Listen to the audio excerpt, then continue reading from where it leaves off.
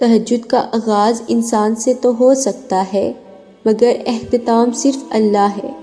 دل میں اٹھتی ہوئی مسلسل تکلیف جب رات بھر جگائے رکھتی ہے تو وہ روح کی بے چینی اللہ پاک کے روبرو لا کر کھڑی کر دیتی ہے۔ پھر کچھ درد سنایا جاتا ہے اور دعا کے لیے بے جان ہاتھوں کو اٹھایا جاتا ہے۔ جب سارا غبار باہر نکل آتا ہے تو سکون کی عجیب سی کیفیت طاری ہو جاتی ہے، جیسے سارے دکھ کسی نے اپنے اندر جذب کر کے روح کو آزاد کر دیا ہو۔ اللہ سے کی گئی وہ ملاقات، وہ ایک گفتگو ساری الجھنیں سلجھا دیتی ہے۔ پھر مجازی دکھ نہیں بلکہ حقیقی محبت سونے نہیں دیتی۔ پھر رات کی نیند اچھی نہیں لگتی، پھر بس اللہ پاک سے ملنے کی طلب رہتی ہے۔ پھر دنیا کی خواہشیں ختم ہو جاتی ہیں اور اللہ پاک کی محبت مل جاتی ہے۔ محبتیں ساری چھین کر وہ آزما رہا ہے تمہیں، تمہارا کوئی بن نہ سکا تبھی وہ اب اپنا بنا رہا ہے تمہیں۔ بات سکون پر آ رکی ہے اگر تو تہجد بے وجہ تو نہیں، دل نہ سوئے تو جان لو وہ اپنی جانب بلا رہا ہے تمہیں۔ تمہاری سبھی چاہتے محتاج ہیں اس کے ایک کن کی، بے بسی تمہارے وجود سے لگا کر وہ یہی بتا رہا ہے تمہیں۔ وجوہات مسرتوں کی تو تمہارے روبرو ہوتی ہے، وہ کیسے خوش رکھ سکتا ہے جو رلا رہا ہے تمہیں۔ وہ فرماتا ہے مجھ سے ملوانے والی تمام راہیں کھلی ہیں تم پر، تم چلنے کو تیار ہی نہیں ہوتے، ورنہ وہ راستے تو دکھا رہا ہے تمہیں۔ اس کی جانب سے ملاقات کا اشارہ ہے جو تڑپتا خیال رات بھر جگا رکھتا ہے تمہیں۔ مانگنے کا حق اس نے دیا ہے تمہیں، جب اس نے سورہ عمران میں فرما دیا ہے کہ دعا پہاڑوں کو بھی ان کی جگہ سے سرکا سکتی ہے، تو قبولیت کا شک تو بنتا ہی نہیں۔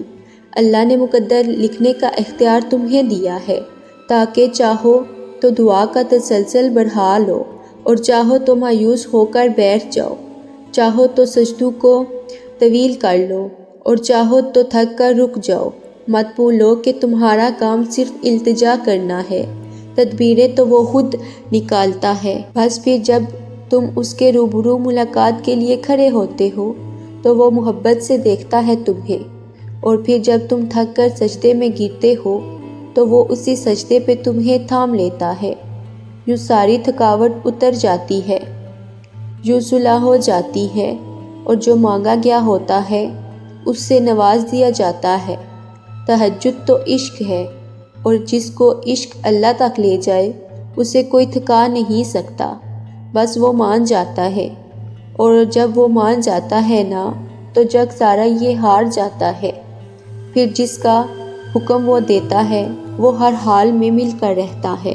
جب تم اپنی نیند قربان کر کے اس سے ملاقات کے لیے اٹھ کھڑے ہوتے ہو تو وہ تم سے پہلے ملاقات کی جگہ پر موجود ہوتا ہے اور فرشتوں کو حکم دیتا ہے کہ انتظار کرو شکر کے صلے کا، تیار رکھو کن فیکون کا تحفہ۔ پھر فرشتے پوچھتے ہیں یا اللہ آج ایسا کون سا مہمان آ رہا ہے؟